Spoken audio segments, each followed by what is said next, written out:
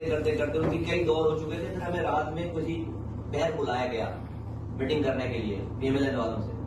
تو ہم میٹنگ کرنے جب وہاں پہ گئے تو ایسا لگتا ہے کہ جب ہم جو ہے کمرہ کھول کر گھس گئے بس کمرے میں. جب آپ نظر آ جاتے ہیں کمرے میں تو بولا چاہے جو بیٹھ بھی جاؤ. تو کوئی موڈ نہیں تھا ہم سے میٹنگ کرنے کا. وہ سیک آف جو ہے وہ ایک وہاں میں ہم نے انگیج کر لیا ہے اس حوالے سے میٹنگ ہوئی.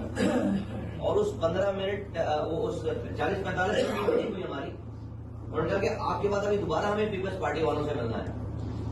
ہم نے پوچھا بھائی کیا طے ہوا آپ کا پیپلز پارٹی سے. انہوں نے کہا سب چیزیں کانفیڈینشیل ہیں, ہمارے لکھ کے بات ہوئی ان سے.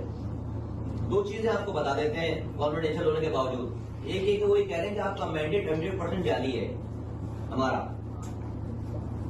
سب کا 60% ہوگا 50% ہوگا. ہمارا پیپلز پارٹی کہہ رہی ہے, پی ایم ایل این کہہ رہی ہے کہ پیپلز پارٹی کہہ رہی ہے کہ ہمارا 100% مینڈیٹ جاری. کانفیڈینشیل میں ساری باتیں نہیں بتائی, یہ والی بات بتائی ہمیں کہ ہمارا 100% مینڈیٹ جاری ہے.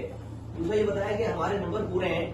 پیپلز پارٹی والے کہہ رہے ہیں کہ پی ایم ایل این اور پیپلز پارٹی ملا کر نمبر پورے ہیں, تو ایم کیو کو باہر نکالنے کی ضرورت نہیں ہے. اب یہ پتہ ہونا چاہیے ہمیں نا کہ بھائی ہمیں کل کو کماری کو بات اگر کوئی نہیں سن رہا, نہیں مانی جا رہی, تو پتا ہو کہ موڈ کیا ہے.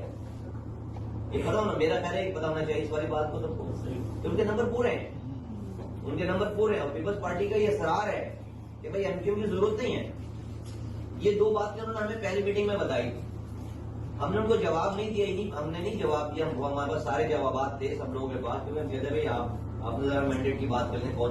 آج صبح سے میری ایک آڈیو وائرل ہو رہی ہے تمام سوشل میڈیا پہ. سب سے پہلے تو بتا دوں یہ میری ہی آڈیو ہے, میں اس کو انڈورس کر رہا ہوں. اس میں کیا ہے, میں ایم کیو ایم کی مذاکراتی کمیٹی کا حصہ ہوں اس الیکشن کے بعد سے. تو ہم اسلام آباد میں کئی پے در پے پی ایم ایل این سے ہماری کئی میٹنگز ہوئیں. اس میٹنگ کے بعد ڈے بیفور یسٹرڈے اتوار والے دن میں جو ہے رابطہ کمیٹی کے آفس میں بیٹھ کر میں ان کو بریف کر رہا ہوں